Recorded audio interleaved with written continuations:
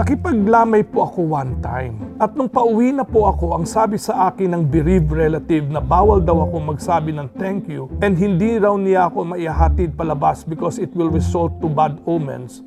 How true is that, Father? Mga bastos. FAQs, Father answers questions.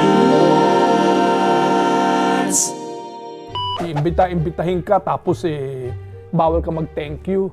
Di ba pag hindi ka magte-thank you, tawag natin doon bastos. At hindi ka ihahatid? Ano yan? Superstition, kalokohan.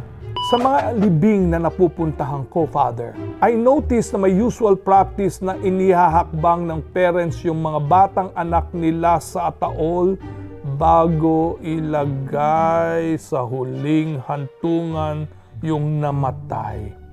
The reason for that is para hindi raw bisitahin or magpakita yung namatay doon sa mga bata. Is there any Catholic or exorcistic explanation for that typical Filipino practice, Father? Nako, ang sarap idikit ito doon sa unang katanungan. Yung katanungan na humihingi ng sign para malaman kung yung kanilang mahal sa buhay ay nasa langit na o hindi. Pero pag ililibing takot, again, pamahiin, wrong, walang kinalaman yan sa pananampalatayang Katoliko. Bibisitahin? Dahil may takot tayo, kaya natatakot tayo, kaya yung evil spirits, ginagawa yung kinatatakutan natin. Because we are full of anxiety and we lack faith in God, kaya yung evil spirits pwedeng manghimasok sa ating mga buhay at ginagawa yung kinatatakutan natin. Ang sabi po ng lolo't lola ko, nako, ito na yung mga lolo't lola. At sasabi ng mga matatanda, dapat daw tuwing undas ay binibisita namin ang mga puntod ng aming departed loved ones. Nako, alam ko na susunod na dito sentence. Dahil kung hindi, kami naman daw ang bibisitahin ng mga ito. Parang bigla tuloy akong kinabahan doon Father, totoo po ba yun?